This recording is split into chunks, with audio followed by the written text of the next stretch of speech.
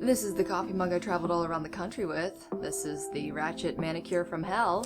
And this is Jess Paul. So the video last week where I painted on a thing did pretty well, so let's just do it again. I am back from Chicago. You watched one video of me in Chicago, where I made myself into a Cats from Cats. And then I painted on my suitcase, and you know what? I'm pulling a Gabby Hanna where she cleaned her apartment for content, and I'm just gonna paint on stuff. I'm having a fun time. We haven't got back on the wheel yet. We're gonna get on that tonight. But for now, it's my last kind of freeform. Whatever I want to do, whatever comes to mind, till we get back into the swing of things so that we can start ticking off my list of all the video ideas I want to do. The coffee mug that I took across the country from Pittsburgh to Los Angeles, trying to chase her entertainment career. I took it to Austin, Texas for the film festival that I was in that I had so much fun at. And I took it to the movie that I filmed in Chicago. I'll tell you some stories while I paint. It's gonna be a nice, fun, casual sit down with me. Get a cup of coffee. I certainly do. In fact, I might stop the video to get more coffee by the end of it. A lot of people like to do their hydro flasks. My hydro flask is a novelty cup from a theme park that I went to about 20 years ago.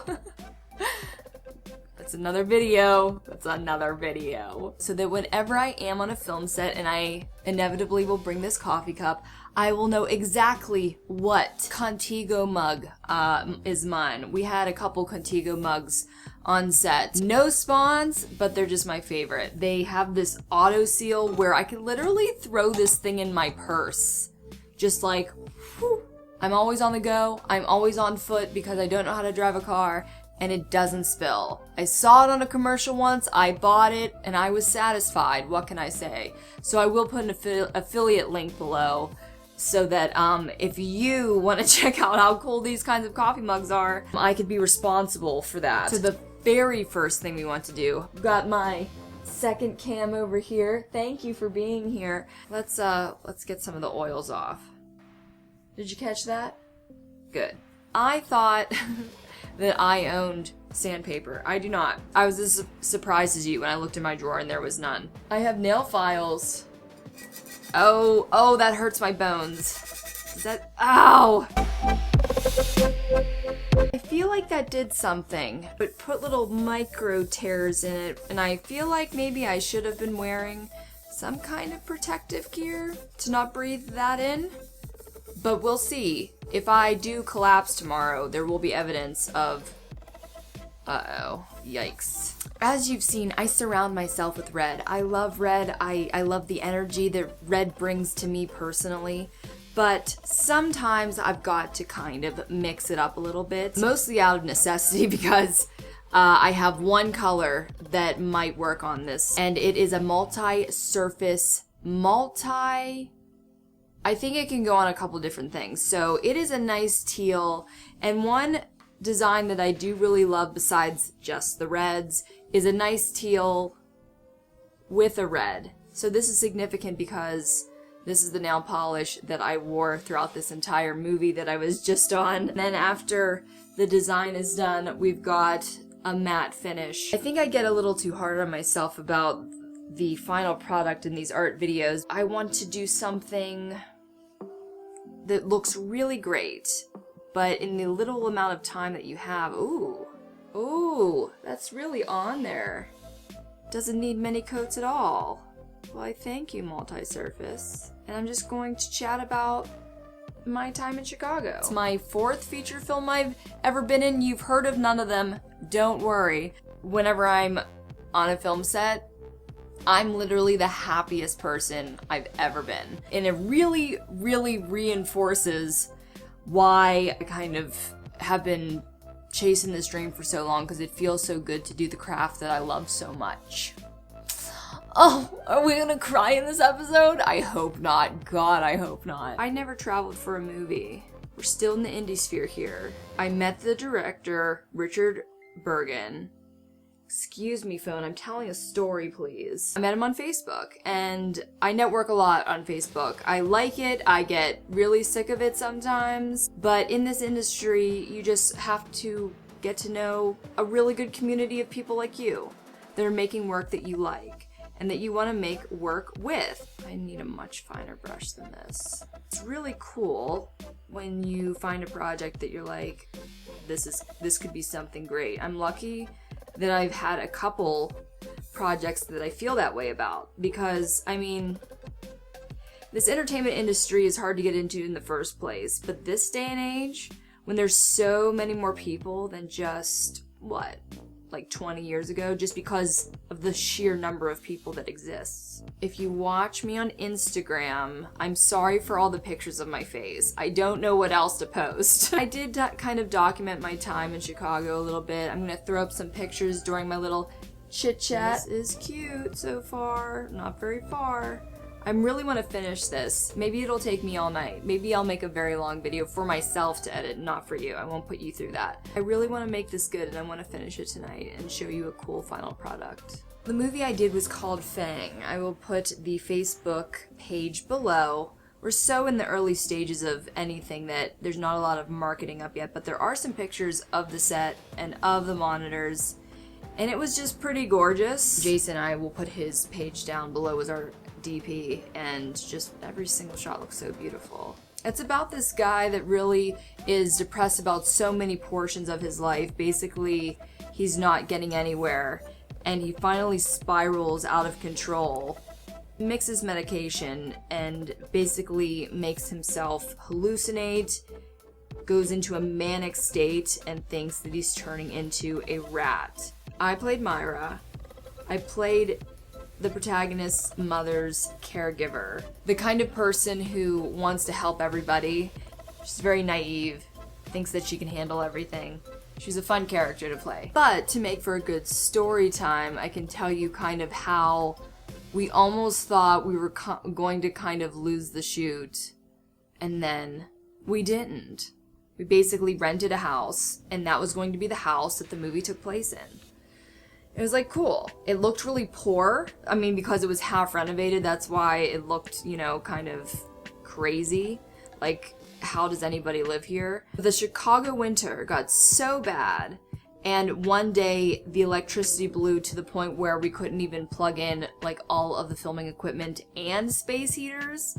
So we were eventually like, we gotta get out of here.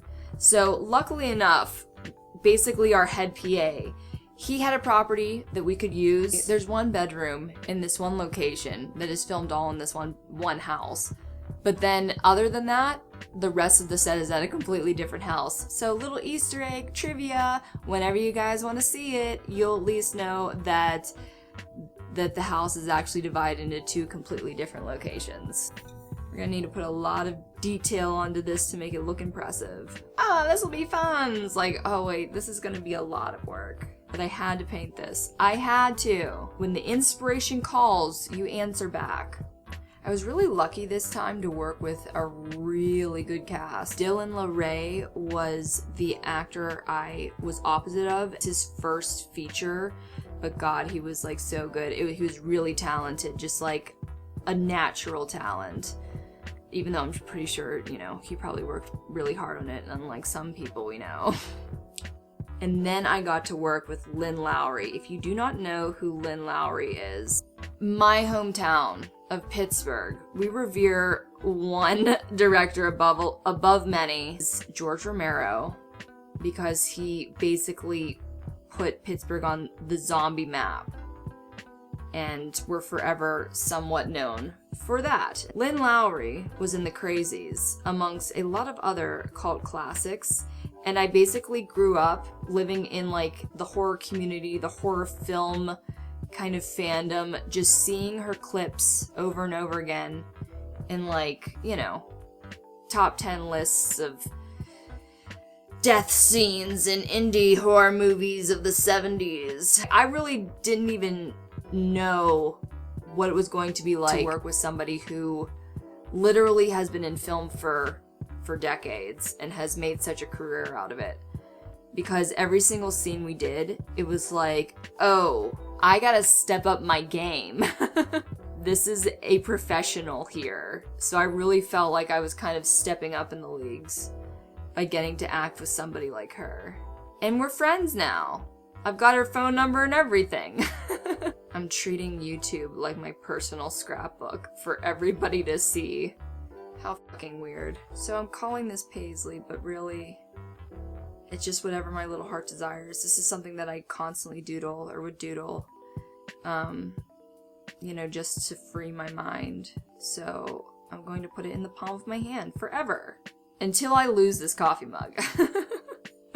Which I will someday. I promise you something.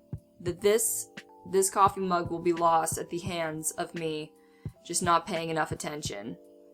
I almost lost my passport in the frickin' airport by it just falling under a seat and somebody pointing it out to me before I left that seat.